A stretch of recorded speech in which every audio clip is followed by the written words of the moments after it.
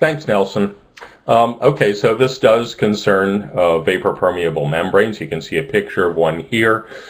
This just demonstrates that liquid water just beads up. It does not penetrate through this fabric. This is the fabric itself. It actually has a membrane inside of it. So let me talk a little bit about what this membrane does and what it does not do first. It's called a vapor-permeable membrane. Sometimes we call it a breathable membrane. It's permeable to water vapor, but not to liquid water, as you just saw, because it's very hydrophobic. It has small passages through it, but because of its hydrophobicity, only water vapor can go through. So this picture shows how we might use this, where we might have a fecal sludge or even other waste material. Anything that has water in it, the water can dry through the fabric and be drawn out into air on the other side, or even into water if the water's at a lower temperature than the fecal sludge on the other side.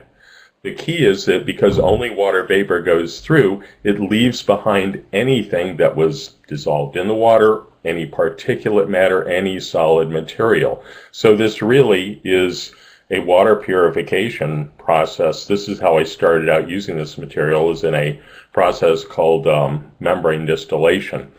The membrane itself is made of a non-stick type material like Teflon, PTFE, or other hydrophobic material.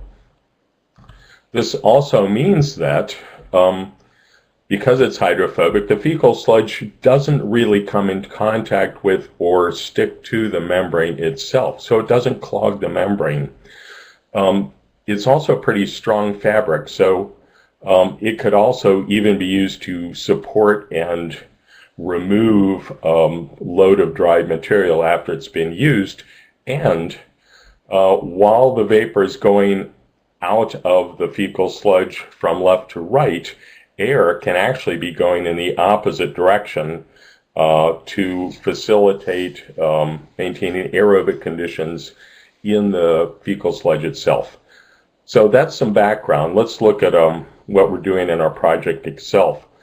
We completed a phase 1 for the Gates Foundation where we initially looked at, no one's done this previously, and characterized how these membranes might work.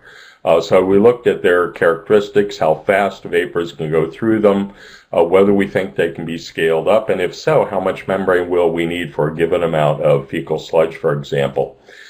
We're now on phase 2. People tend not to believe that these materials work the way we say they do and the way we see them work. Everyone says these materials will clog, so we keep having to establish more evidence that they don't clog up. We've done it. I'll show you that in a minute. And given that, how can we actually use these materials and scale it up? And so the scheme on the right is one we had originally suggested. Moving on, we're now looking at future applications. That's what I'll complete this talk by presenting to you. About the clogging. On the above left, you see an enclosure. This has a clear piece of plastic on top and the membrane on the bottom. And this was a sludge that we dried with a 5-degree temperature difference. To the right of that is a magnification where you can see that the membrane itself is really clean. The dried material simply separates away from it. To the far right then is the clean membrane looked at through an electron microscope, and down below that is after its use. It just doesn't seem to have anything adhering to it to a significant extent. And so the graph shows that we've dried material on these fabrics 5 consecutive times and find very little deterioration in the drying rate. In fact, there's no statistically significant difference from 0, although on an average it's about a 3% decrease in flux every cycle. But these enclosures can probably be used for a very long time before they have to be emptied out or reused. That we would call a cycle. So they're quite reusable in that respect, which of course brings down the cost a lot. So our original idea was just to enclose material in a latrine pit with this fabric so that it would protect groundwater, allow drying, but not allow anything else to get out into the groundwater. So if there's a nearby well or something, we wouldn't worry about contamination. The first potential application that improves on that is to include a ventilation space around the fabric, and that could be either an empty space, someplace where we put used plastic bottles, for example, or even a piece of very permeable plastic foam that is part of the fabric itself, so that we can draw moisture away from the enclosure on the outside. To do this, we would want to make sure we get enough ventilation, and so one way to do this would be to have a large stack. This is a picture that shows a cluster of latrines, and the pit underneath it has a breathable membrane, and on the outside is a space where air is drawn in and then out through the stack up above. So that's one way that this application could be applied.